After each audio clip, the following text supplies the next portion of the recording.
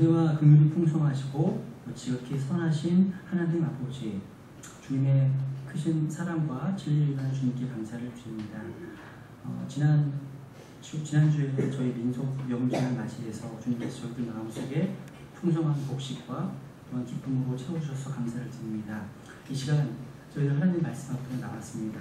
주님, 이 기록된 말씀을 통해서 하나님을 더 깊이 알게 도와주시고 우리 구원자이신 주 예수 그리스도의 그 아름다우심과 영광을 더욱 깊이 깨닫는 그런 귀한 시간이 되기를 원합니다. 주님, 이러한 지식들이 단지 알고 그치는 것이 아니라 우리 주님을 더욱더 사랑하고 그 주님 말씀을 더 가까이 하고 그 말씀을 더욱더 깊이 있게 묵상하고 순종하는 그런 열매로 좀 영화롭게 할 수 있도록 인도해 주시기를 간절히 간구드립니다. 주님, 너무나 무지하고 무능력한 자가 이제 섰습니다. 주님, 이 시간 주의 영께서 충만히 채워주셔서 말씀으로 섬기는 이 강단의 사역 가운데 함께해 주셔서 저희들 모두에게 크나큰 은혜가 될 수 있도록 도와주시고 무엇보다도 하나님께서 기뻐하시고 주님께서 영광 얻으시는 그런 귀한 시간 될 수 있도록 함께 주장해 주시기를 간절히 믿고 의지합니다. 마치는 그 시간까지 주님을 영광 얻어주시고 존귀하신 예수님의 이름으로 기도드렸습니다. 아멘. 좀 하울름 생기지 않으세요? 좀 약간 물리는 것 같지 않으세요? 괜찮으세요? 들으시기는? 괜찮으세요? 알겠습니다. 전화 받을까? 예, 출애굽기 25장. 출애굽기 25장.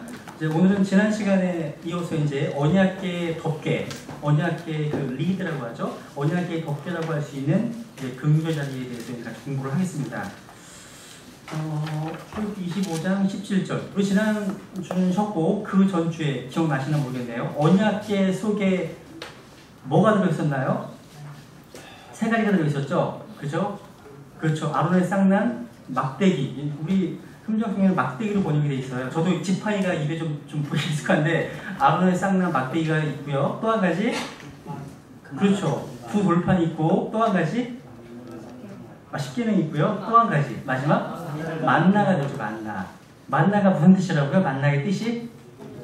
그렇지. 이게 뭐야? 이런 뜻입니다. 만나의 뜻 자체가 What is this? 뜻입니다.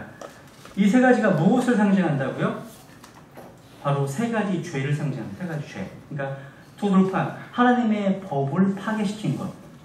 또 아론의 쌍난 막대기를 통해서 하나님께서 정하신 권위에 대해서 반역하고 도전하는 것. 그리고 만나를 통해서 우리를 향한 하나님의 축복에 대해서 오히려 불평하고 원망하는 것. 이런 것들이 다 언약계 속에 들어있는 것이라고 말씀을 드렸습니다. 그러니까 언약계 안에는 우리 죄가 우글우글 거린다고 생각하시면 되는 거예요.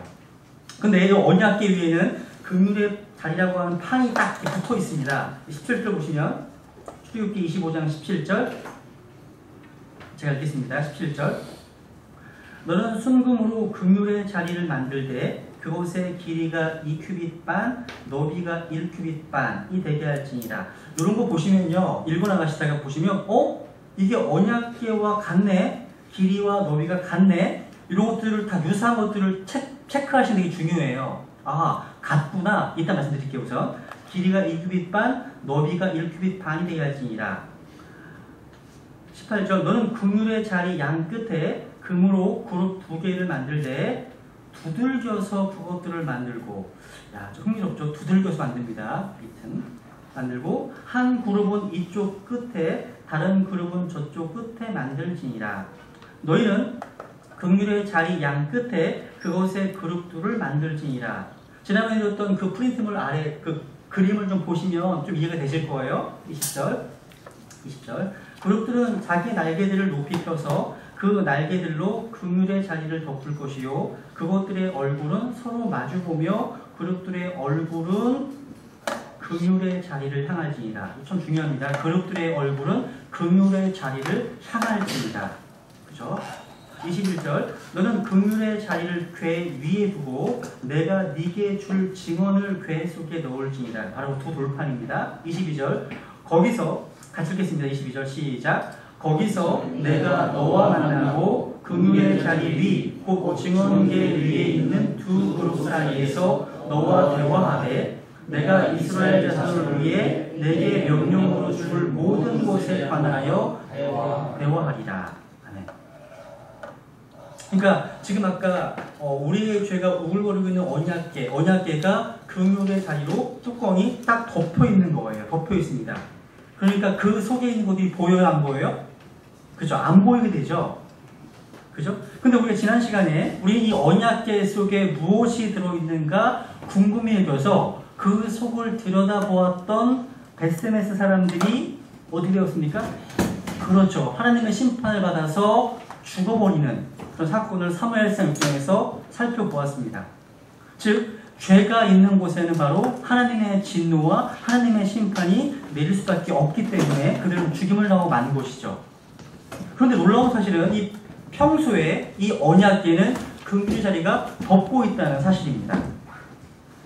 하나님은 두 돌판이라고 하는 율법을 언약궤 속에 놓고 그 위를 덮을 긍휼의 자리를 만들게 하셨는데 여기에는 아주 깊은 영적 의미가 있습니다. 우리가 주님은 어떤 분이신가? What He is. 그분 주님은 어떤 분이신가를 맨 처음 보여주신 예가 바로 언약궤를 통해서 바로 우리 주님은 언약의 하나님이십니다. 언약의 하나님이십니다. 그리고 이분은 바로 긍휼의 하나님이십니다. 바로 긍휼의 자리를 만들게 하심으로 긍휼을 베풀어 주신 하나님이십니다. 언약과 긍휼, 다른 말로 하면 율법과 은혜, 또 다른 말로 하면 공의와 사랑, 이렇게 표현할 수 있습니다. 이 두 가지 속성이 균형 잡혀 계신 분이 바로 우리의 구주 하나님이십니다. 한번 신명기 4장을 볼까요? 신명기 4장. 신명기 4장 31절. 신명기 4장 31절.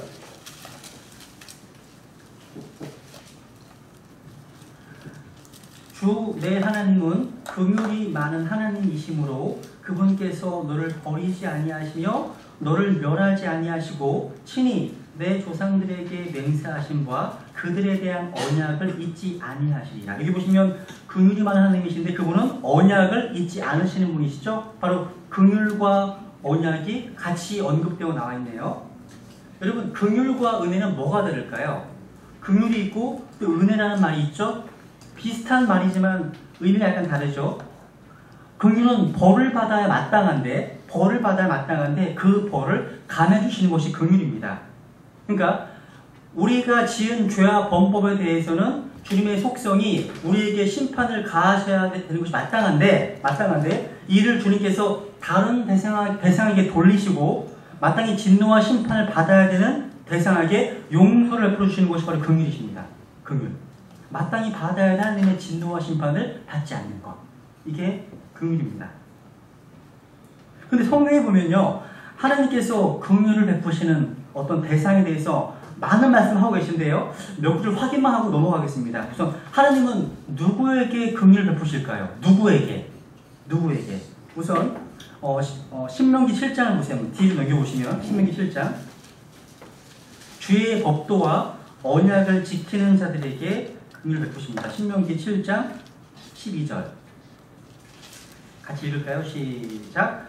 그런즉 너희가 이 판단의 법도에 귀를 기울여 그것을 지키고 행하면 주 내 하나님께서 내 조상들에게 맹세하신 언약을 지키시고 내게 긍휼을 베푸시리라. 그러니까 하나님의 말씀에 귀를 기울여 지키고 행하면, 또 사무엘하 22장에 보시면 긍휼히 여기는 자에게 주님은 자신의 긍휼을 베푸신다고 말씀하십니다. 사무엘하 22장 26절.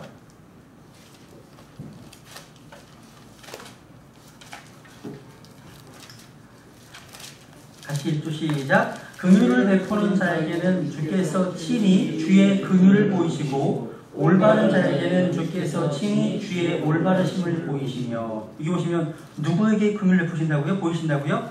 긍휼을 베푸는 자에게. 그리고 온 마음으로 주 앞에서 걷는 주의 종들에게 긍휼을 베푸십니다. 열왕기상 8장에 보시면, 열왕기상 8장도 볼까요 한번? 열왕기상 8장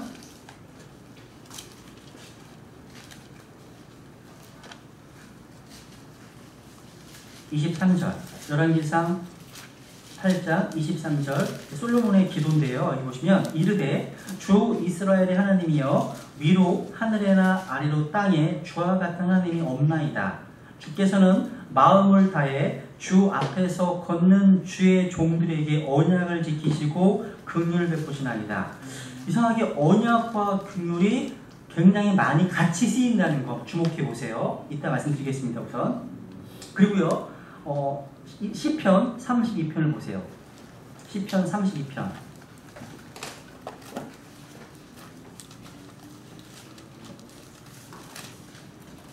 시편 32편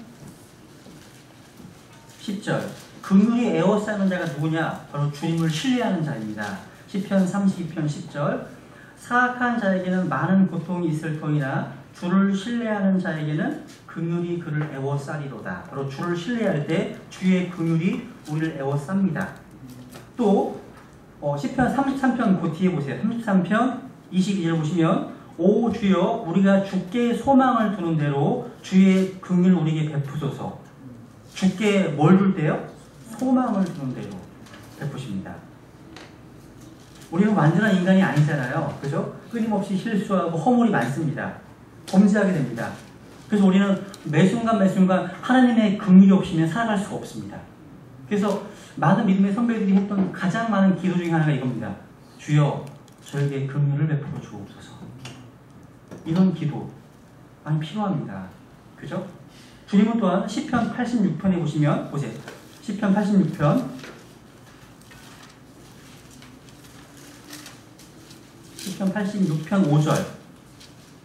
5절 주여 주는 선하시고 기꺼이 용서하시며 주를 부르는 모든 자에게 긍휼을 풍성히 베푸시나이다.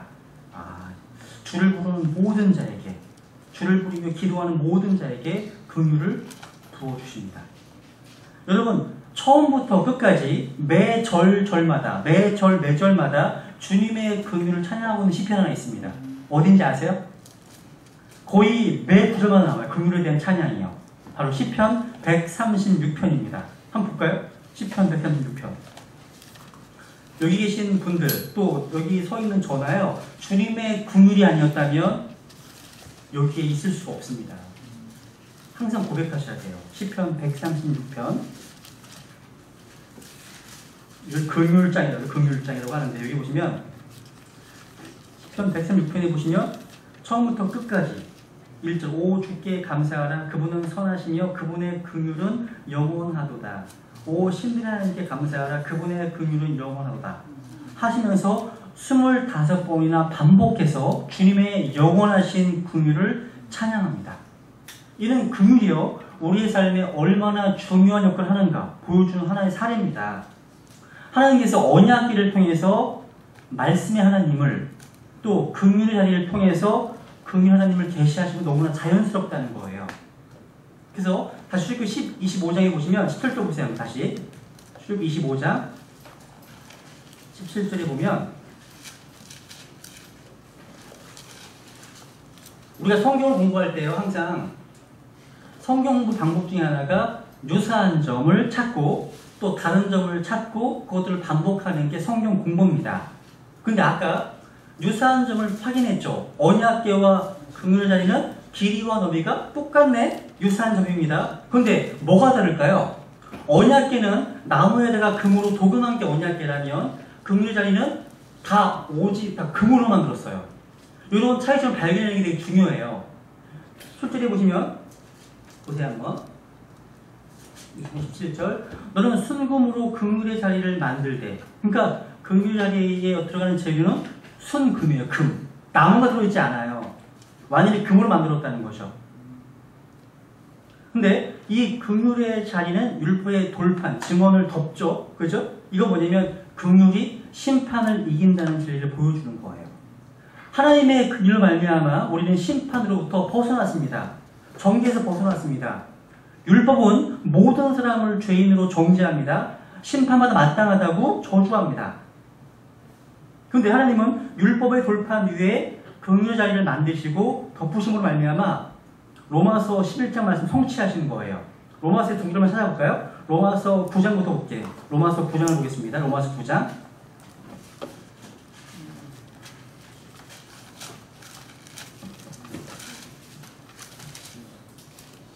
로마서 9장 24절. 로마서 9장 24절.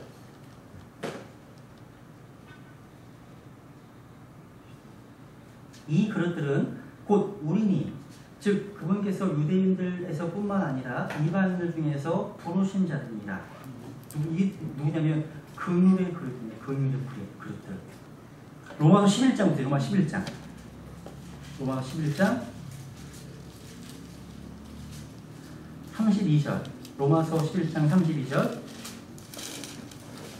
유대인이나 이방인이나 32절. 하나님께서 그들 모두를 믿지 아니하는 데 가두어 두신 것은 친히 모든 사람에게 긍휼을 베풀고자 하십니다. 그런데 여러분 흥미로운 것은요, 여기 앞에를 보세요. 로마서 3장을 봐보세요. 로마서 3장. 로마서 3장 24절 25절 보시면 예수님께서 우리의 화해 헌물이라고 말씀하십니다. 24절. 그리스도 예수님 안에 있는 구속을 통해 하나님의 은혜로 값없이 의롭게 되었느니라. 그분을 하나님께서 그분의 피를 믿는 믿음을 통한 화해 헌물로 제시하셨으니, 주님이 바로 우리의 화해 헌물이십니다. 근데 여러분, 이게 화해 헌물이라는 말이요, 제가 책을 찾아보니까 헬라어로 힐라스테디온이랍니다. 근데 그 뜻이요, 문자적으로 긍휼의 자리라는 뜻입니다. 히브리서 9장 5절에 긍휼의 자리라는 말이 나오는데 그거와 똑같은 단어라는 거예요. 그런데 18절에, 출애굽기 25장 18절에 보시면 이 긍휼의 자리는 어떻게 만들었다고요? 25장 18절. 두들겨서, 금을 이렇게 두들겨서 만들었답니다. 두들겨서, 비튼. 여러분 성경 읽으실 때요, 이런 단어들이 나오면, 이런 마음을 부딪히는 단어들이 나오면 이것이 또 어디에 쓰이는지 확인하는 게 되게 필요해요. 여기 출애굽기 25장 18절 두들겨서 만들었는데 성막의 7가지 기구 가운데 두들겨서 만든 거룩한 기구가 또 있습니다. 뭔지 아시는 분 혹시? 맞습니다. 예, 금 등잔대입니다. 출애굽기 25장 뒤에 보면 31절. 유사한 걸 찾는 게 되게 공부예요. 31절. 너는 또 순금으로 등잔대를 만들 때 등잔대를 뭐 했어요? 두들겨서 만들고, 두들겨서요. 36절도 보세요. 그것들의 둥근 꽃받침들과 가지들을 같은 것으로 만들지니 곧 그것을 다 순금으로 두들겨서 하나로 만들지니라. 두들겨서 만들래요. 근데 성막에요, 이런 기구 말고 두들겨야 되는 게 또 있습니다. 출애굽기 27장에 보세요. 하나 넣을게요. 27장 20절. 이게 우리에게 실사음악에 되게 많습니다. 20절 보세요. 너는 또 이스라엘 자손에게 명령하여 그들이 등불에 쓰기 위해 올리브로 찌어 만든 순수한 기름을 내게 가져오게 함으로써 항상 등불이 타게 할지니라. 항상 등불을 타기 위해서는 순수한 올리브 기름을 가져와야 되는데 올리브로 뭐를 해야 돼요? 찌어요. 찌어. 이게 밑은 똑같은 단어예요. 찌어 만든 거죠. 찌어 만든 거. 그런데 제가요, 이거 공부하다가요, 예수님의 제자들도 마찬가지입니다. 세상의 빛이 되기 위해서는요, 고난당했어요. 고난당했습니다. 똑같은 단어가요, 마가복음 13장에 보시면 확인해 볼게요. 마가복음 13장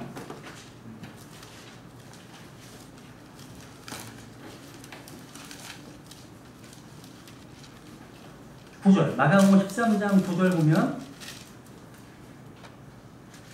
오직 너희는 스스로 주의하라. 그들이 너희를 공회에 넘겨주고 회당에서 너희를 때릴 것이요.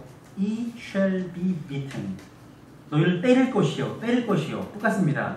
너희가 나로 인하여 치리달고 왕들 앞에 끌려가 그들에게 증언하리라. 증언의 기회가 됩니다. 그러니까 이렇게 고난받는 상황이 오히려 우리 구원받은 그리스도인에서 증언할 수 있는 기회가 된다는 거예요. 아주 의미심장하지 않습니까? 여러분, 두들겨 만들었다는 것은 뭐냐면 예수 그리스도께서는 겟세마나에서 또 갈보리에서 두들겨 맞으셨습니다. 그래서 우리의 화해 헌물이 되신 것이에요. 뿐만 아니라 우리가 어겼던 율법의 요구와 대가를 충족시켜 주셨습니다. 그래서 우리를 하나님과 화해케 하시기 위해서 피를 흘리셨습니다. 그래서 우리를 위한 화해함이 되신 것이죠. 만약에 긍휼의 자리가 없다면 하나님의 거룩하심은 죄인들의 죽음을 요구할 것입니다. 심판을 요구할 거예요. 이 자리, 긍휼의 자리가 없다면. 그러나 그 위에 놓인 긍휼의 자리는요, 하나님과 우리가 어긴 율법 사이에 놓이게 되었다는 거예요. 그러니까 우리가 받아야 될 심판과 정죄를 대신 받았다는 거죠. 예수님께서 두들겨 맞으신 거 말이냐고요. 사실 언약궤의 뚜껑으로 사용되는 이 긍휼의 위에는요, 성막 뜰에 있는 놋 번제단에서 죽임당한 어린 양, 염소, 소의 피를 가지고 와서 뿌렸습니다. 긍휼의 위에 또 앞에 뿌렸어요. 그러니까 놋 번제단에서 죽임당한 희생 제물의 피를 가지고 대제사장이 와가지고요, 긍휼의 위에다가 7번 뿌립니다. 완전수 7번. 그러면 하나님께서 그 피를 보시고 우리를 용서해 주시는 거예요. 용서해 주시는 거예요. 그래서요, 구름기둥 속에서 이 언약궤 위로 하나님께서 내려오시면 이스라엘 백성들이 범했던 율법을 보시는 것이 아니라 그 위에 뿌려진 피를 보시는 거예요. 피를. 여러분 기억하십니까? 출애굽기 12장 13절 6월절. 내가 그 뭐를 볼 때? 피를 볼 때 너희를 넘어가리라. 패스 오버. 넘어간다고 말씀하시잖아요. 뭘 볼 때? 내가 너희의 선함을 볼 때? 피를 볼 때입니다. 내가 너희의 침례를 볼 때? 아닙니다. 내가 너희의 정직함을 볼 때? 아닙니다. 내가 너희의 성실함을 볼 때? 아닙니다. 내가 너희의 인격을 볼 때? 아닙니다. 뭐예요? 내가 너희의 피를 볼 때 넘어가겠다. 하나님의 심판과 진노를 패스 오버하는 것은 뭐밖에 없습니까? 예수님 피밖에 없습니다. 피를 보시는 하나님께서 피를 보신다는 거예요. 만약에 피로 속죄되지 않았다면, 그래서 그 언약궤가 하나님의 거룩한 율법을만 나타낸다면 이 언약궤는요, 소름 끼치는 심판의 왕자가 될 뿐입니다. 심판의 왕자. 근데 희생 제물의 피를 뿌린 긍휼의 자리가 그 사이에 놓여졌기 때문에 이 언약궤 그 긍휼의 자리는 어떤 곳입니까? 은혜를 베푸는 긍휼의 자리가 된 거예요. 그러니까 심판의 왕자가 이제 은혜의 왕자가 된 것이라는 거죠. 은혜의 왕자. 이것을요, 사도 바울이 이렇게 고백합니다. 한번 고린도후서 5장을 보겠습니다. 고린도후서 5장.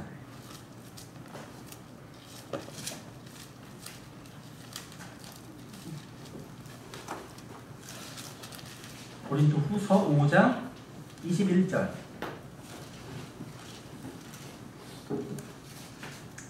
5장 19절 보시면 같이 읽죠. 시작. 곧 하나님께서 그리스도 안에 계시사 세상을 자신과 화해하게 하시며 그들의 범법을 그들에게 돌리지 아니하시고 화해하게 하는 말씀을 우리에게 맡기셨느니라. 바로 바울이 이 사실을 말해주고 있는 것이에요. 그렇기 때문에 심판의 왕자는 예수 그리스도와 그분이 흘리신 보혈을 믿는 자들에게는 은혜의 왕자가 됩니다. 오늘날 우리가 살고 있는 이 라오디게아 교회 시대에서는요, 기독교 교회 강단에서 속죄의 피, 예수 그리스도의 보혈에 대해서는 잘 듣지 못하는 그런 상황입니다. 잘 못 들어요. 근데 오늘날 하나님의 사랑과 하나님의 긍휼에 대해서 굉장히 많은 말을 합니다. 실제로 하나님의 사랑, 하나님의 긍휼, 하나님의 은혜 많이 듣습니다. 이것 근데 여러분 죄의 대가로 말미암아 그리스도께서 우리를 위해서 자신의 보혈을 흘리심으로 이 하나님의 긍휼과 사랑이 나타났다는 사실은 잘 선포되지 않아요. 이게 참 이상하죠. 긍휼과 은혜와 사랑을 많이 얘기하시는데 그 사랑이 나타난 바 된 십자가, 갈보 십자가의 보혈은 잘 선포하지 않는다는 거예요. 제가 지난주에 한 자매님께서 미용 헤어샵을 하시는데요. 그 어떤 자매님이 자기가 이제 고객들이 이제 오면 이분은 참 잘하시는 게 미끼를 던진다고 할까? 미끼를. 그러니까 살아남는 업으로서 뭔가 미끼를 던지세요.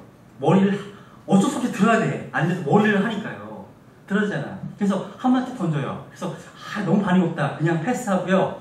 반응을 보이는 사람에게는 어떤 상담을 연결하시더라고요. 상담을. 그래서 저에게 한번 좀 와달라고 이분은 감리교회 권사님이시래요. 대방동 쪽에 계신데요. 30년 이상을 이제 신앙생활 하셨던 분인데 관심이 있으시대요. 그래서 와달라고 그러셔가지고 같이 갔어요. 갔어요. 그래서 거기 미용실 때 갔더니 그 자매님께서 두 고객을 대상으로 머리를 지금 하고 계시더라고요. 근데 되게 조그만해요. 조그만 뒷좌석에 그분이 와 계신 거고 앞에 두 분의 고객은 있으시고 머리 깎고 계시고 난 들어가가지고 여기서 했어. 여기서 어쨌거나 뭐 주님께서 보내셨으니까 옆에 앉아 계시길래 제가 하나씩 여쭤봤어요. 근데 복음을 모르세요. 예수님 십자가에 대해서 그 의미를 모르세요.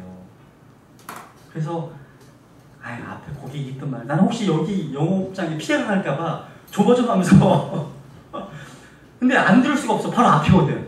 의자가 앞이고요. 바로 뒤에가 있어요. 옆에 그분이 계시고. 그래서 거의 1시간 정도 말씀을 드렸더니 그분이 하신 말씀이 이런 말씀인데 처음 들어봤대요. 30년 동안 거의 권사님이시라는 분이 처음 들어봤대요. 너무 가슴 아팠어요.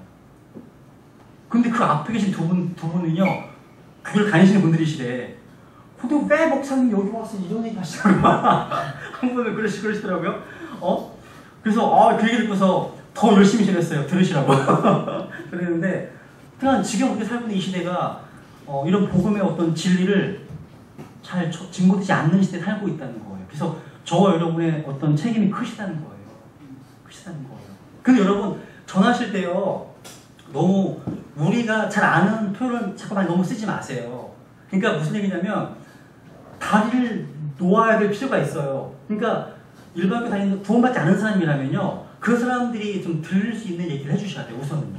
이게 어떤 접촉점이라고 하겠죠. 처음부터 거듭나셨습니까? 구원받으셨습니까? 그러면요, 잘 못 알아들으세요. 구원?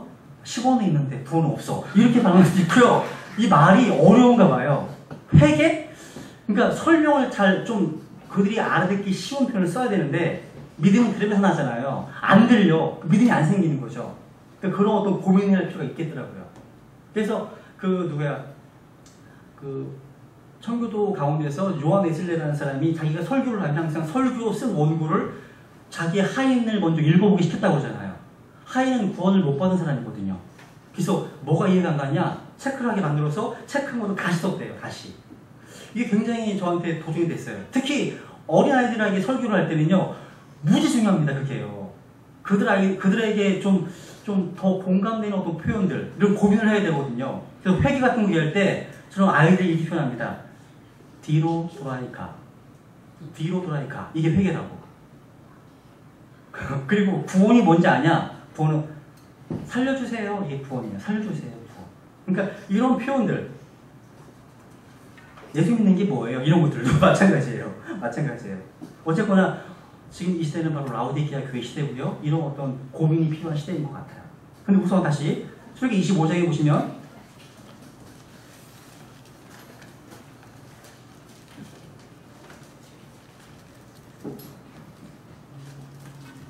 질문 하나 드려볼까요? 성막의 기구 가운데요, 그물의 자리 빼고 순전히 금으로만 만들어진 품목이 하나 더 있습니다. 그게 뭘까요? 성경 퀴즈. 정답입니다. 원참 들으셨나? 등잔대입니다. 금 등잔대는 이제 그것도 금으로 만들었는데요. 규모나 어떤 크기가 좀 작은 규모여서 한 달란트로 만들었거든요. 근데 금의 자리는 그 본래의 가치대로 따진다면요, 성막에서 가장 고가의 제품이에요. 고가예요. 성막을 털 수만 있다면 제일 먼저 들고 나가는 게 이 금의 자리예요. 제일 고가거든요. 근데 여러분, 우리가 주목해야 할 사실 하나 있습니다. 여기 보시면 17절에 그물의 자리의 크기를 한번 주목해 보세요. 17절, 그곳의 길이가 2규빗 반, 너비가 1규빗 반이 되게 할지니라. 그러니까 그물의 자리의 크기는 언약궤 위에 두어야 되기 때문에 언약궤의 길이와 너비가 같았습니다. 그런데 두께는 언급되어 있지 않습니다. 두께는 언급되어 있지 않습니다. 왜 그런지 아세요? 긍휼의 두께는 측량할 수 없기 때문입니다. 시편 103편 보겠습니다. 그러니까 한번 읽으시면서 왜 없지? 궁금해 하셔야 돼요. 왜 이거 안 적혀 있지? 언약궤에 적혀져 있는데? 이런 것들도 궁금해 하셔야 돼요. 시편 103편. 시편 103편 11절.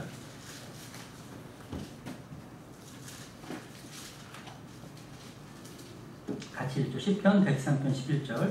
시작. 하늘이 땅에서 높음같이 그분을 두려워하는 자들을 향한 그분의 긍휼이 크시도다. 이렇게 말하기 때문입니다. 그러니까 긍휼의 자리의 길이와 너비는 언약궤와 같죠. 그죠? 여기가 무척 중요합니다. 그러니까 긍휼의 자리의 크기가 언약궤를 넉넉히 덮는 것이 아니라 정확히 일치하죠. 일치한다는 것은요, 주님의 긍휼은요, 기록된 언약의 말씀과 따로 떼어놓을 수 없다는 것입니다. 무척 중요합니다, 여러분. 만약에 하나님의 말씀 없이 예수 그리스도의 보혈 없이 긍휼을 기대한다면 그건 잘못된 것입니다. 오늘날 복음주의를 자처하는 많은 설교자들은요, 주님의 은혜와 긍휼의 풍성함을 너무나 강조한 나머지 마치 긍휼의 자리가 언약궤보다 훨씬 더 큰 것처럼 설교하는 예가 허다합니다. 문제입니다. 이거 잘못된 거예요. 긍휼의 자리는 언약궤보다 길지 않고 넓지 않습니다. 여러분, 긍휼과 은혜, 또 영원한 생명은 어떻게 옵니까? 어떻게 오죠? 확인해 볼게요. 로마서 5장에 보시면 의를 통해서입니다. 의. 로마서 5장.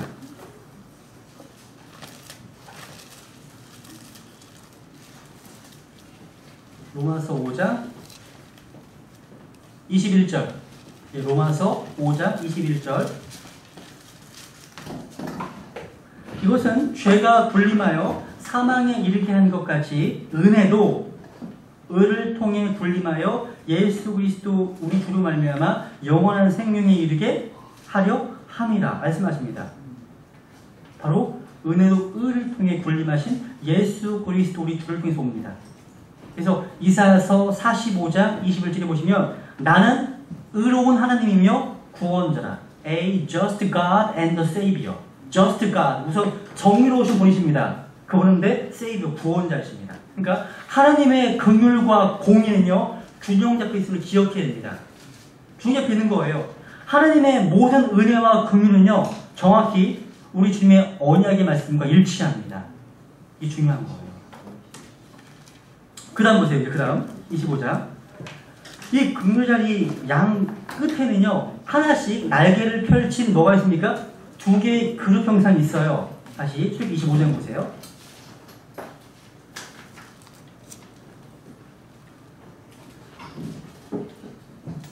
25장 18절 보면 너는 긍휼의 자리 양 끝에 금으로 그룹 두 개를 만들되 두들겨서 그것들을 만들고, 그러니까 긍휼의 자리 위 양쪽 끝에는 그룹들이 긍휼의 자리를 향해서 보고 있습니다. 하나님의 왕좌를 덮고 있다는 거예요. 여러분, 성경에서 그룹에 대해서 제일 처음 언급한 곳이 어디였을까요? 금방 하실 텐데. 그렇죠. 예. 에덴 동산에서 제일 처음, 그러니까 생명나무의 길을 지키는 존재가 바로 그룹이었죠. 창세기 3장 24절에서 말씀하시죠.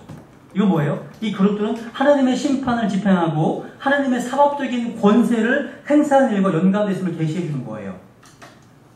여러분, 이 그룹은요, 천상의 피조물 가운데 가장 우위에 있는 그룹이에요. 천상에서 가장 우위에 있는 그룹이에요.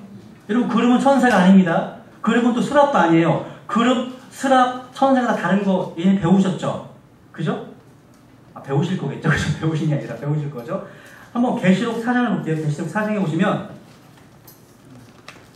천상의 예배 장면이 기록되어 있습니다. 요한계시록 4장.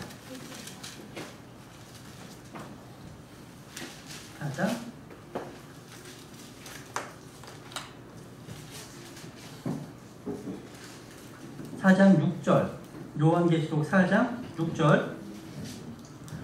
그 그 왕자 앞에 수정 같은 유리 바다가 있고 왕자 한 가운데와 왕자 둘레에는 앞뒤에 눈이 가득한 네 짐승이 있더라.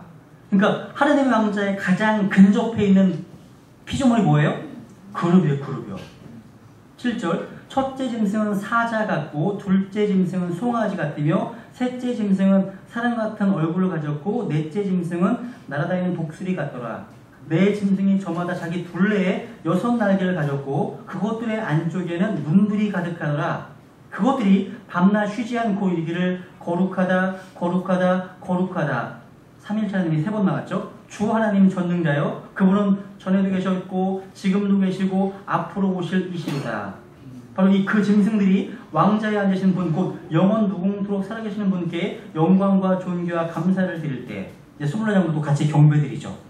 이게 바로 천상의 경배의 장면이에요. 여기 그룹 넷이 나오는데 모습이 어떤 모습이에요? 사자, 송아지, 사람, 독수리죠. 에스겔서 1장과 똑같습니다. 그런데 여러분 루시퍼, 사탄은 천사입니까? 그룹입니까?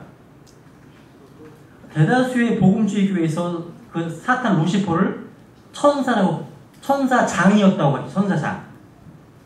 잘못된 겁니다. 루시퍼는 천사장이 아닙니다.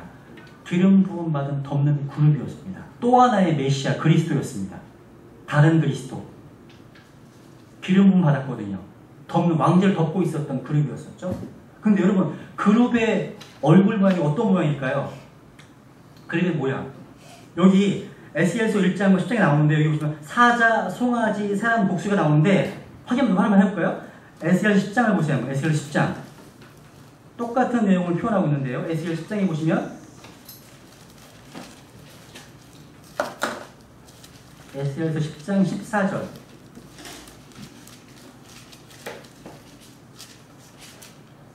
14절. 그들이 각각 네 얼굴을 가졌는데 첫째 얼굴은 그룹의 얼굴이요. 둘째 얼굴은 사람의 얼굴이며 셋째는 사자의 얼굴이요. 넷째는 독수리의 얼굴이더라. 아까 계시록에서는 그룹이 없었어요. 그죠? 그룹의 얼굴이라는 말이 없었어요. 뭐가 있습니까? 여기 사람 있고 사자 있고 독수리가 있어. 뭐가 빠졌습니까? 송아지. 그러면 그룹은 뭐예요? 송아지란 말이네. 그죠? 그래서 왜 구약성경에 보면 왜 송아지 우상 생겼는지 한번 생각해 보세요. 금송아지.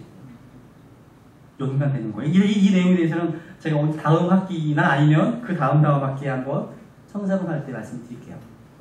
그래서 시편과 그 에스겔서 같은 데 보시면 그룹들이요. 심판이 집행될 때 그 심판 집행과 연관되어 있음을 볼 수 있습니다. 근데 이러한 자들이, 이러한 그룹들이 긍휼의 자리 위에 있다고 하는 것은요. 하나님의 공의, 죄에 대한 진노가 나타나 있는 곳입니다. 거기에요.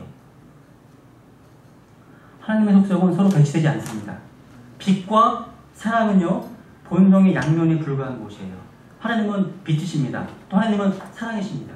하나님은 just 공의로운 분이십니다. 또 하나님은 은혜로운 분이십니다. 이게 서로 밸런스, 균형 잡혀 계신 분이 바로 우리 하나님이시라는 거죠.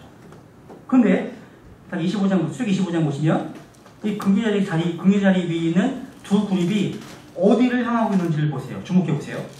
25장 20절.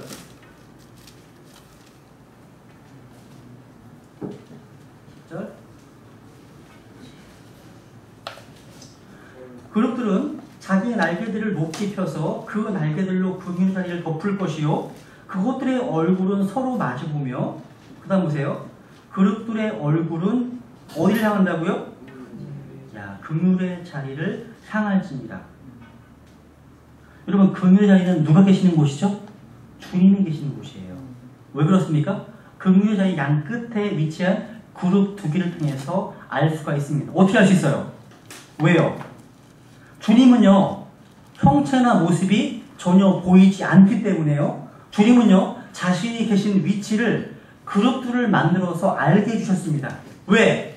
주님은 그룹들 사이에 거하신 분이시 그렇습니다. 이거 좀 확인해 볼게요. 10편, 80편 보세요. 눈 잡아주시고 10편, 80편. 주님이 계신 곳. 10편, 80편. 10편, 80편, 1절. 같이 읽죠. 시작. 오 요셉을 양떼같이 인도하시는 이스라엘의 목자여 주는 귀를 기울이소서. 그룹들 사이에 거하시는 이여 주는 빛을 비추소서. 이스라엘 목자여 주님이 어디 가신다고요? 어디 거하신다고요? 그룹들 사이에 거하신대요. 시편 99편을 보세요.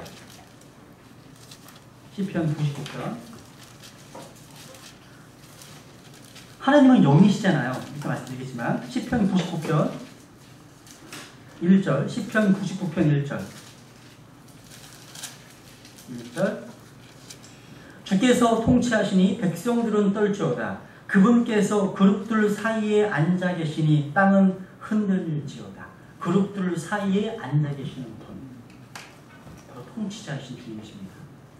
이사야서 37장 6절에 보시면 제가 읽어드릴게요. 이사야 37장 16절 확인해 보죠. 뭐 같이 하나 더. 37장 16절. 이사야 37장 16절. 오 그룹들 사이에 거하시는 만군의 주 곧 이스라엘의 하나님이시여. 지금 히스기야가 기도한 거예요. 참 멋있게 하죠. 오 그룹들 사이에 거하시는 만군의 주 곧 이스라엘의 하나님이시여. 주 곧 주만 홀로 땅의 모든 왕국의 하나님이시니이다. 주께서 하늘과 땅을 만드셨나이다. 주님께만 집중하고 있어요. 이게 경배입니다. 그죠? 근데 주님 어디 거하신다고요?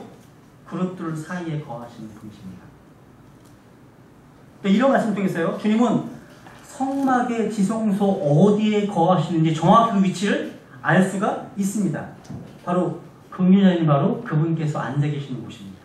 임재하시는 곳이에요. 그래서 우리는 긍휼을 얻기 위해서 어디로 가야 됩니까? 주님이 계신 그 자리로 가야 되는 곳입니다. 그 자리가 바로 긍휼의 자리를 가리고 은혜의 왕자라는 거죠. 근데 한번 생각해 보세요. 주님께서는 그룹들 사이에 있는 긍휼 자리 사이에 위에 계십니다. 여러분 대제사장이 1년에 한 번씩 지성소 들어가서 피를 뿌릴 때 그들이 볼 수 있는 것은 오직 그룹들 뿐입니다. 하나님은 영이시기 때문에요. 보이지가 않습니다. 그러나 주님이 거기 계시지 않는 것이 아니죠. 계시잖아요. 모세는 거기서 주님의 음성을 들었습니다. 실제로 거기서요. 한번 볼까요? 민수기 보세요. 민수 7장 보세요. 주님의 음성이 나오는 곳이 어딘지 아십니까? 민수기 7장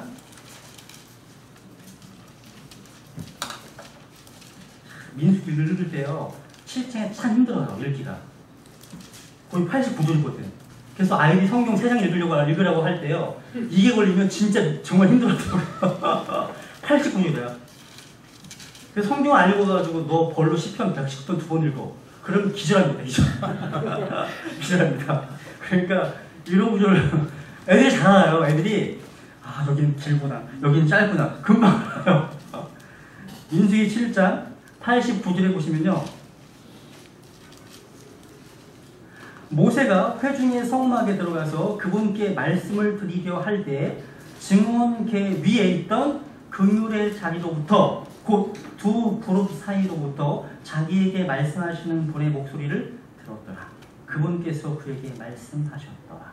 어디에서요? 두 그룹 사이로부터 말씀하십니다. 여기서 우리가 볼 수 있는 영적 진리가 있다면 하나님께 경배 드리는 자는 어떻게 드려야 된다고요? 영과 진리로 경배 드려야 한다는 사실입니다. 언약궤와 긍휼자리를 통해서 이미 구약에서부터 주님은 참된 경배가 무엇인지 우리에게 확실히 가르쳐주고 계십니다. 언약궤를 볼 때마다 하나님은 말씀의 하나님, 진리 하나님을 보게 됩니다. 그 위에 긍휼자리 위에 계신 그릇들 사이에 있는 빈 공간을 볼 때 보이지 아니하시며 영이신 하나님을 깨닫게 됩니다. 영과 진리로 드려주지 않는 예배는 결코 예배가 아닙니다. 여러분 생각해보세요. 모든 이방 종교들은요 어떻게 합니까? 사람이 그 신을 위해서 앞에다가 먹을 것이나 헌물을 바치며 경배하죠. 여러분 시간이 가죠. 다음 주에 보게 되는 그 보여주는 상, 옛날 성경에는 진설병, 어떤 전시하는 빵, 우리 성경에는 보여주는 상이 되어 있습니다. 그 상은요 하나님께서 우리를 위해 베풀어 주십니다. 제사장들이 음식을 정해주신 거예요. 하나님께서 우리를 위해서요. 그런데 여러분 지난주 명절 때 제사 예, 참여 안 하시겠지만 제사를 보시면 어떻게 합니까? 조상분들께, 조상신들께 우리 인간들이 아주 되게 수입사회라고 그러던데 하여튼 제사상을 차리잖아요. 그죠? 반대죠. 이게 종교예요. 종교는 우리가 신들을 위해서 차려야 하는 것입니다. 이런 것들은 모두가 아론의 금송아지처럼요 헛된 무생짓을 하지 않습니다. 세상의 그 어떤 종교도 영과 진리로 경배드리지 않습니다. 그들은 눈에 보이는 무언가를 드리고 눈에 보이는 무언가를 앞에 두고 경배합니다. 이게 달라요. 하나님 눈에 보이지 않기 때문에 어떤 형상을 만들지 말라고 명령하셨습니다. 근데 우리 주님은 아무 형체가 없으시고 보이지 않으십니다. 그래서 그것들 사이에 거하시는 거예요. 이게 뭐예요? 하나님께만 집중하고 하나님만 영광 받으시는 걸 교훈해 주는 거겠죠. 어떤 형제님께서 형제교회에서 주의 만찬을 저한테 말씀해 주셨는데 마음이 와닿았어요. 그러니까 주의 만찬 경배 때는 어떤 인도자도 없고 어떤 사회자도 없고 어떤 의식결제가 없대요. 각자 다 둘러 앉아가지고요. 하나님께만 집중하는 거야. 하나님께만 집중하고 하나님께만 영광 돌리는 거예요. 누군가가 어떤 형제님에게 뭔가 계시를 주시거나 뭔가 자극을 주시면 그 형제님이 찬양을 하고 인도하고 막 그렇게 되는 거거든요. 이게 저는 어떻게 보면 이 굉장히 위에서 진행되는 것과 비슷한 것 같아요. 하나님만 주인 되시는 시간, 하나님만 영광 얻는 시간, 하나님께만 집중하는 시간, 하나님의 말씀에만 초점을 두는 시간. 아름답지 않을까요? 그죠? 그래서 어떤 교회는요, 일반 교회예요. 일반 교회인데 예배 가운데 예배가 끝나잖아요. 저도 한번 육체에서 해본 적이 있어요. 예배 가운데 예배 끝나고 나면 이 예배의 주인 되시는 우리 하나님께 찬양의 박수를 불러드립니다. 하나님께 찬양의 박수 불러드리겠습니다. 하나님께만 이런 표현을 해요. 저는 이게 나쁘지 않다고 생각을 합니다. 하나님만 영광을 주신 시간이기 때문에. 그래서 하나님께서요 그룹들 위에 세워두신 이유가 바로 이 긍휼 자리를 통해서 용서와 긍휼을 베푸시는 하나님의 지혜를 천상의 존재들에게 알리시기 위함입니다. 무슨 얘기예요? 아까 그룹들이 어디를 보고 있어요? 어디를 향해 보고 있습니까? 긍휼 자리를 향해 보고 있잖아요. 왜 거기는 뭐가 떨어지죠? 피가 떨어집니다. 피가요. 확인해 볼게요. 에베소서 3장을 보겠습니다. 하나님께서는요 그리스도 안에 감추어진 신비를요 하늘에 처소들에 있는 권능들에게 알려주시고자 하십니다. 에베소서 3장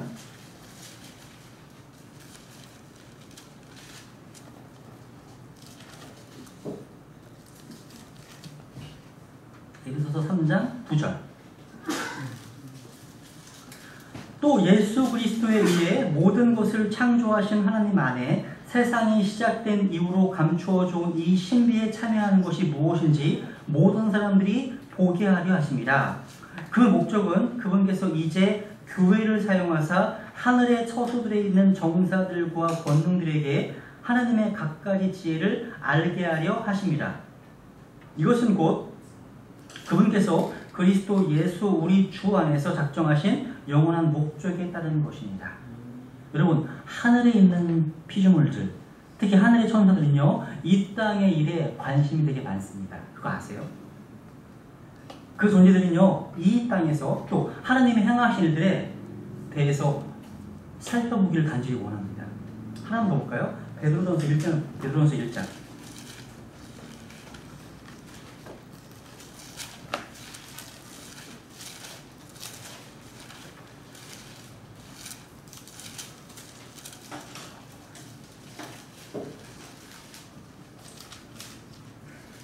베드로전서 1장 10절 베드로전서 1장 9절부터 읽겠습니다. 1장 9절부터 이는 너희가 너희 믿음의 결말 곧 너희 혼의 구원을 받았기 때문이라. 이 혼의 구원에 관하여는 너희에게 임할 은혜에 대하여 대언한 대언자들이 부지런히 조사하고 탐구하되 자기들 안에 계신 그리스도의 영께서 그리스도의 고난과 그 뒤에 있을 영광을 미리 증언해 주실 때에 그 영께서 무엇을 혹은 어느 때를 표적으로 보여주셨는지 탐구하였느니라. 그들이 잘 보세요. 이제 자기들을 위해 그것들을 수행하지 아니하고 우리를 위해 수행하였음이 그들에게 계시되었는데 그것들은 곧 복음을 선포한 자들이 하늘에서 보내신 성령과 더불어 이제 너에게 전하는 것이요. 그 다음 천사들도 살펴보기를 갈망하는 것이라. 천사들도 살펴보기를 갈망하시는 것이라. 그래서 주님은요, 그룹을 긍휼의 자리 맨 끝에 세워두신 겁니다. 하늘은 땅과 무관하지 않습니다. 이 땅에서 여러분, 한 명의 혼이 회개할 때 저 하늘에서는 기쁨이 있다고 말씀하십니다.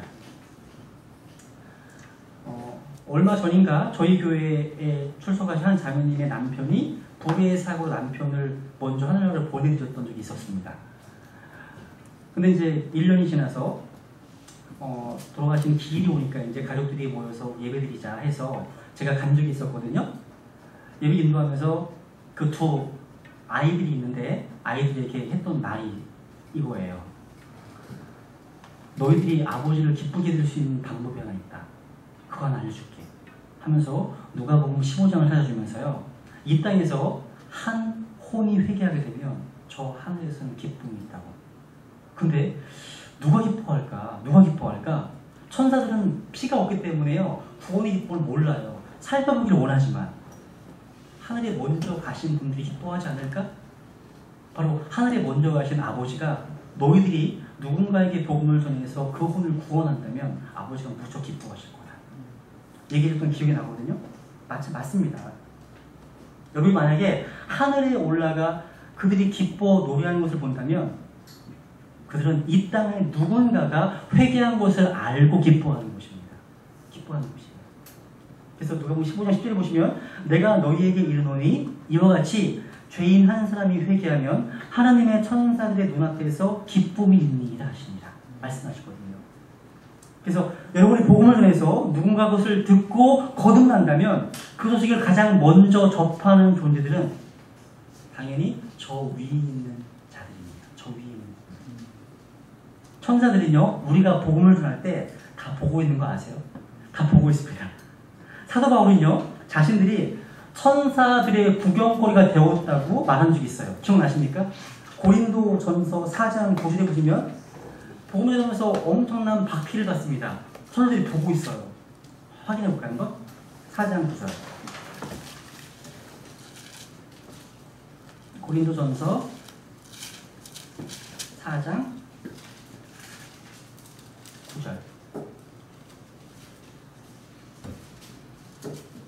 내가 생각하건대 하나님께서 사도인 우리를 죽이기로 정하신 자같이 마지막에 두셨나니 우리가 세상과 천사들과 사람들에게 스펙터클 구경거리가 되었다고 말씀하시죠. 구경거리. 우리를 보고 있습니다. 우리가 복음 전할 때 낙심하면 천사들이 힘을 내고 막 응원할 거예요. 열심히 하라고. 열심히 하라고. 그렇죠? 다시 출애굽기 25장 21절 21절 보시면 너는 긍휼의 자리를 내 궤 위에 두고 내가 네게 줄 증언을 궤 속에 놓을지니라. 그러니까 이제 십계명의 어떤 증언 돌판을 넣고 궤 속에 넣고 긍휼의 자리를 그 위에 두면 언약궤는 완성되는 거예요. 그죠? 21절에 보면 거기서 내가 너와 만나고 긍휼의 자리 곧 증언궤 위에 있는 두 그룹 사이에서 너와 대화하되 내가 이스라엘 손을 위해 내게 명령으로 줄 모든 것에 관하여 대화하리라. 이제 주님과 대화할 수 있는, 주님과 만날 수 있는 그런 장소를 계시해 주신 것입니다. 그리고 이제 마지막으로요, 이 긍휼의 자리가 주는 영적인 의미, 유익이 무엇인지 한번 정리를 해보겠습니다.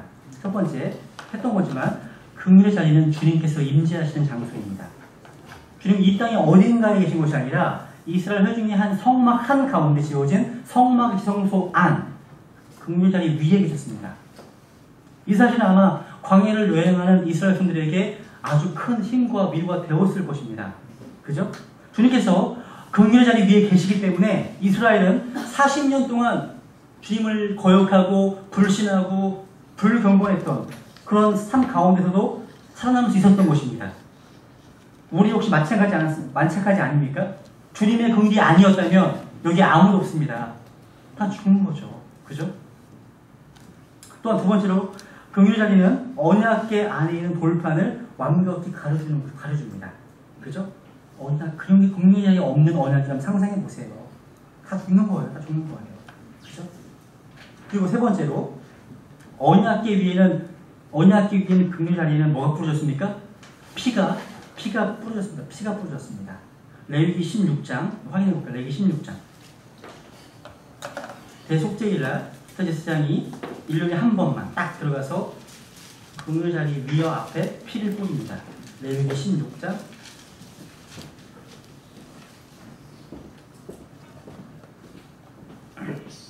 14절, 레위기 16장 14절. 그는 또 숫소의 피를 취하여 자기 손가락으로 그물의 자리 위에 동쪽으로 뿌리고 또 자기 손가락으로 그 피를 그물의 자리 앞에 7번 뿌릴지니라.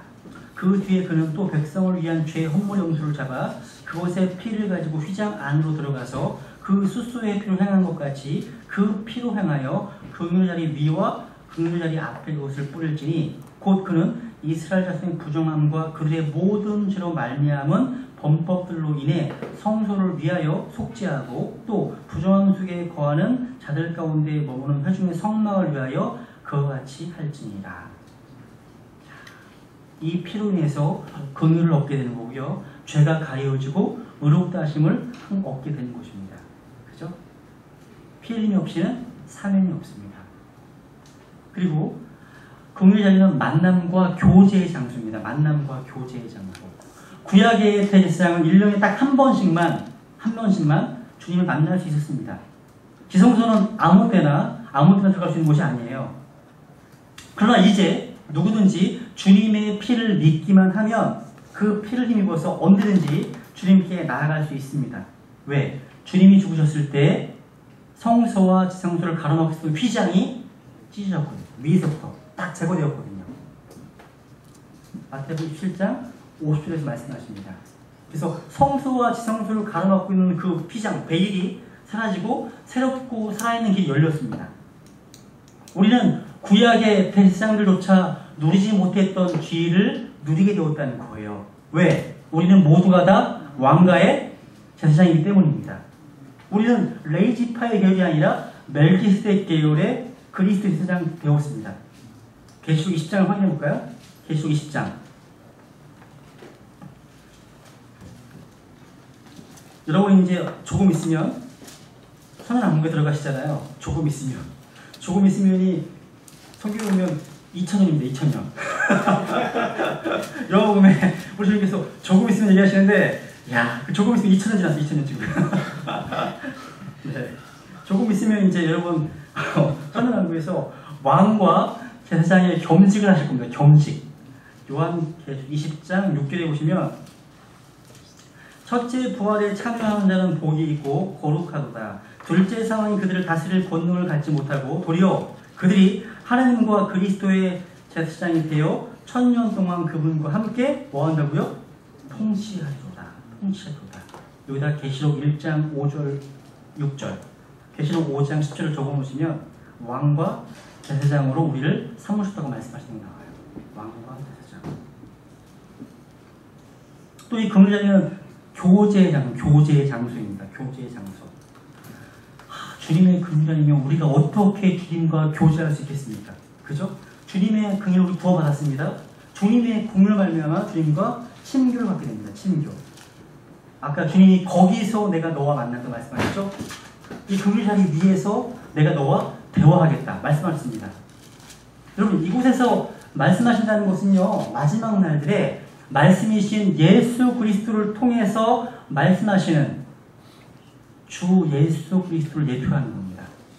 주님께서는 어디에서나 말씀할 수 있으시지만 긍휼 자리에서 모든 곳에 관하여 말씀하셨던 것처럼 하나님은 아들을 통해서 말씀하셨다는 점에서 긍휼 자리는 바로 예수 그리스도를 예표하는 겁니다. 그래서 히브리서 1장을 보세요. 히브리서 1장. 히브리서 1장 2절. 1절 2절. 지나간 때에는 여러 시대의 다양한 방식으로 대언자들을 통하여 조상들에게 말씀하신 하나님께서 이 마지막 날 때는 자신의 아들을 통하여 우리에게 말씀하셨으며 그분을 모든 것의 상속자로 정하시고 또 그분으로 말미암아 세상들을 만드셨습니다. 이 마지막 날들에는 자신의 아들을 통하여 우리에게 말씀해 주셨던 분. 이런 만왕의 왕이시며 또 만주의 주이신 하나님을 우리가 언제든지 만나고 교제하고 아련할 수 있다는 것은요, 크나큰 특권이고 축복입니다. 축복이에요. 그래서 우리는 자주 매일매일 순간순간 은혜의 왕자 앞에 나가서 필요한 때에 도우시는 그 은혜를 구해야 한다는 것이죠. 그죠? 네. 원래 이제 언약궤를 한 주에 끝내려고 했었거든요. 근데 이제 언약궤가 정말 중요하더라고요. 우리 주 예수 그리스도의 인격과 하신 일을 가장 잘 제시해주고 있는 어떤 통막의 기구다 보니까 2시간으로 나눠서 했거든요. 지금 3시 5분입니다. 25분 남았습니다. 진행하겠습니다. 괜히 좋다 말하셨나요? 끝나는 줄 알았나요? 보여주는 빵인데요. 이 보여주는 빵에 대한 그 본론은 다음 주에 말씀드리고요. 오늘은 한 가지 한번 좀 초점을 맞춰볼게요. 한번 레위기 24장을 보세요. 거기 그림은 나와 있죠? 그런 모양인 거다 생각하시면 돼요. 그런 모양이다. 레위기 24장.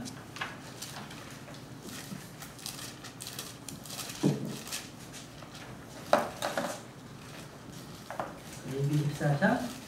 이제 5절. 이제 출애굽기 25장 언약궤와 그림자리가 넘어가면 그 다음에 제일 처음 나오는 게 보여주는 빵입니다. 근데 그 내용이 레위기 24장에 좀 더 자세히 언급되어 있는데요. 한번 읽어볼게요. 레위기 24장 5절. 너는 고운 밀가루를 취하여 그것을 납작한 빵 12개를 굽되 빵 하나에 10분의 2 에바를 쓰고 주 앞에 순수한 상 위에 한 줄에 6개씩 두 줄로 그것들을 진열하라. 너는 또 순수한 유향을 각각의 줄 위에 두어 그것이 기념물로 곧 불로 예비하여 주께 드리는 헌물로 빵 위에 있게 할 것이며 그는 계속해서 안식일마다 그 빵을 주 앞에 진열할지니 진열할지니 그것은 영원한 언약에 의해 이스라엘 자손에게서 취한 것이니라. 그 빵은 아론과 그의 아들들의 것이 될지니 그들은 그것을 거룩한 곳에서 먹을지니라. 그것은 영속하는 법규에 의해 불로 예비하는 주의 헌물 중에서 그에게 지극히 거룩한 것이니라.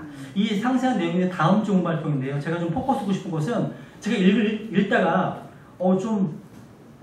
파헤치고 싶은 그 표현이 나와서요. 지금 쓴 것이 그 빵을 주 앞에 뭐 하라고요? 진열하라 되어 있죠. 이것이 영어로 set in order입니다. set in order.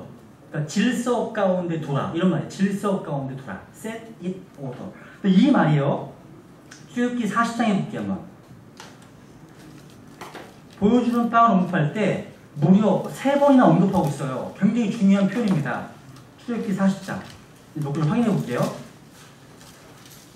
출애굽기 40장. 이제 성막을 세우고서 이제 정리하는 내용인데요. 4절 한번 볼게요. 4절. 출애굽기 40장 4절. 또 상을 들여, 이게 바로 보여주는 상입니다. 상을 들여 놓고 그 위에 가지런히 놓을 것들을 가지런히 놓고 등잔대를 들여 놓고 그곳에 등잔대를 불을 켜고. 여기 보시면 가지런히 놓을 것들을 뭐 하라고요? 가지런히 놓으라고 되어 있죠. 이게 가지런히 놓는다는 말이 set in order라는 단어예요. 이게 2번 쓰였어. 벌써 여기 한국에서 2번이나 반복되어 있어요. 또 있습니다. 아래를 내려가 보세요. 23절. 또 나옵니다. 또 주 앞에서 그 상 위에 빵을 가지런히 놓으니 주께서 모세에게 명령하신 것 같았더라. 가지런히 놓는 것. 이게 되게 중요한 거. 하나님께 명령하실 정도로 질서 가운데 가지런히 놓으라고 말씀하시는 거죠. 이 표현이 성경에 몇 번 나오는데요. 몇 개를 볼게요. 역대하 29장. 하나님의 집에서 어떤 섬기는 일, 봉사일이 있어도요. set in order가 되어야 돼요. 역대하 29장에 보면 역대하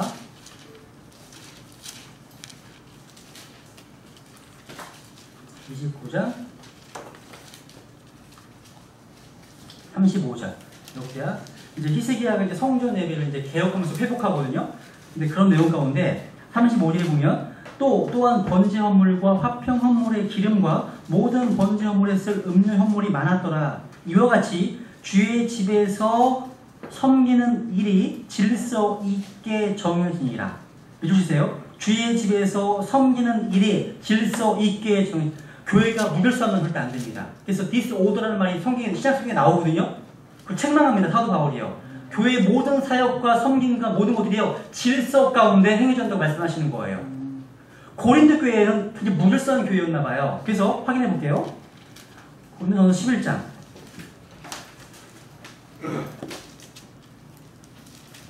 고린도전서 11장에 보면 남녀간의 질서를 말씀하시죠. 그리고 주의 만찬 예배에서의 무질서의 문제, 기다리지 못하고 막 음식을 먼저 먹어.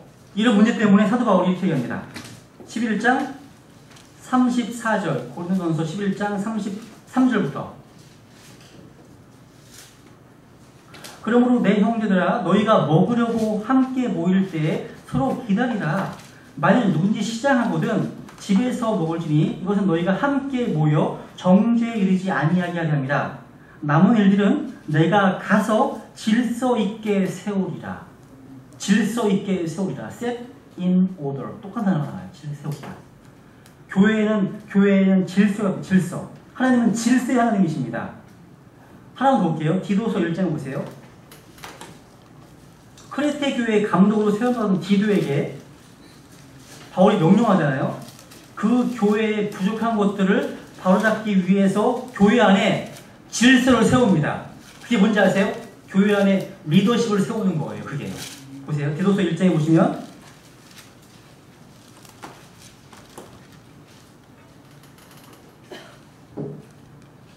1장 5절 이런 까닭으로 내가 너를 크레테에 남겨두었나니 그것은 곧 내가 부족한 것들을 바로잡고 또 내가 너를 세운 것 같이 각 도시의 장로들을 임명하게 하려 함이니라. 여기 보시면 내가 부족한 것, 원팅, 부족한 것들을 뭐 하라고요? 바로잡고란 말이 set in order예요. set in order. 부족한 것들을 바로잡으라고 말씀하시죠? 뭐가 부족했느냐? 교회에 리더십이 없어요. 그래서 사도 바울이 크레테 교회에 감독을 세우는 일이 필요하다고 말씀하는 거죠. 그죠?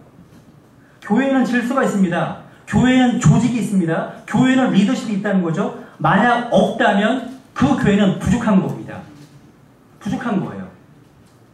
오늘날요, 제가 알고 있는 많은 교회들, 복음적인 많은 교회들이요, 성경적 리더십을 부인합니다. 그래서 하느님 보시기에 부족함의 상태에 처해 있는지 모릅니다.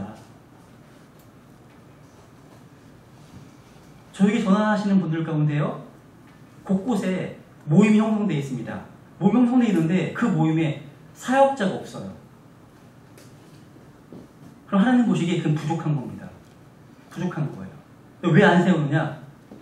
자기가 그걸 그렇게 믿는데요. 그러니까 목사나 감독을 세우는 거에 대해서 그게 성경적이지 않다고 믿는 거예요. 다 같은 왕과 제사장이다. 같이 예배드리고 같이 성경 공부하고 같이 하면 된다. 그러니까 리더십이 없는 거예요. 우리 안에요. 질서가 없다는 거예요. 그것이요. 근데 하나님은 그걸 보실 때 부족하다 이렇게 말씀하시는 거예요. 그런데 되게 좋은 교회거든요. 복음도 있고요. 그런 교회거든요. 그래서 보여주는 빵을 말씀하실 때 set in order, 진정하라, 질서 가운데 둬라 이런 말씀을 보면서 제가 시간 관계상 두 가지 중에서 한 가지만 할 것 같은데요.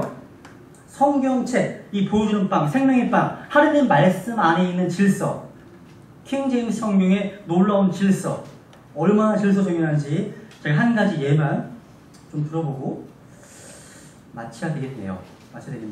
여러분 그 킹 제임스 성경의 그 통계학에 대해서 들어보셨죠?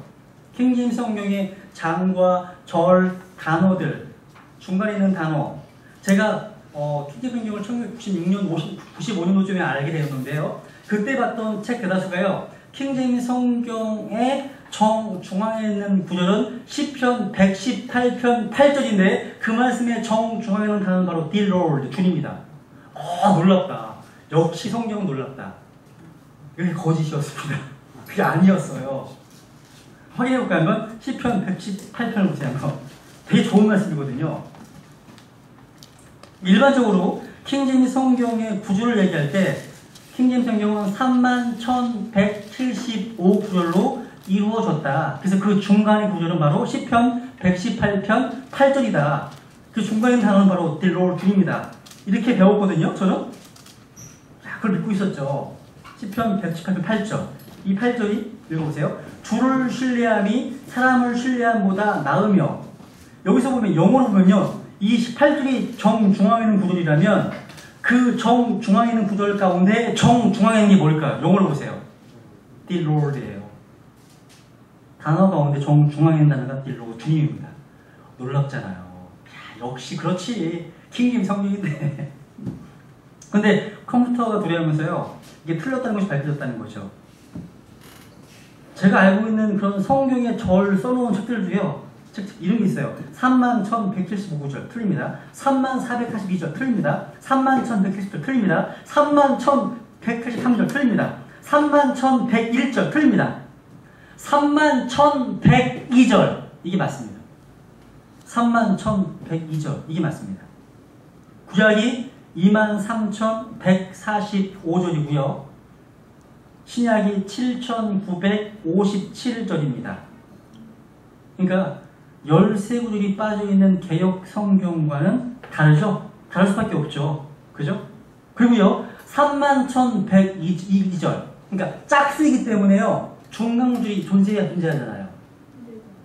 존재해요? 짝수인데? 존재하지 않죠. 존재하지 않습니다. 그런데 중간의 단어를 찾기 위해서는요, 두 개의 구절을 찾아야 돼요. 정중앙의 구절이 뭔지 아세요? 시편 103편입니다. 찾아볼게요. 근데 더 놀랍습니다. 이 말씀이요. 시편 103편. 시편 103편 1절, 2절. 이게 성경, 킹제임스 성경 정중앙에 있는 구절입니다. 1절 같이 읽겠습니다. 시작. 오 내 혼아 주를 찬송하라. 내 속에 있는 모든 것들아 그분의 거룩한 이름을 찬송하라. 오 내 혼아 주를 찬송하며 그분의 모든 은택을 잊지 말지어다. 말씀하십니다. 야, 이 두 구절에는요 28단어가 있습니다. 아까 시편 118편 8절은요 14단어가 있었죠. 항상 진리가 더 좋은 거예요. 더 좋은 거예요. 근데 여기 28단어 가운데 정중앙에는 4단어가 뭔지 아세요? 중간에 4단어. Bless His Holy Name. 바로 그분의 거룩한 이름을 찬송하라가 정중앙에 있는 단어입니다. 놀랍죠? 그분의 거룩한 이름을 찬송하라. 성경의 장은요, 어느 성경을 봐도 1189장이 맞습니다. 다 맞아요. 그러니까 킹제임스 성경에 있는 단어들의 숫자 적어놓으세요. 이거 사실 몰라도 되는데, 왜냐면 하나님의 모든 말씀이 순서가 되어 있죠. 하나님의 모든 단어가 순서화돼요. 그죠? 킹제임스 성경의 단어는요, 총 단어가 78만 8,258단어입니다. 78만 8,258단어.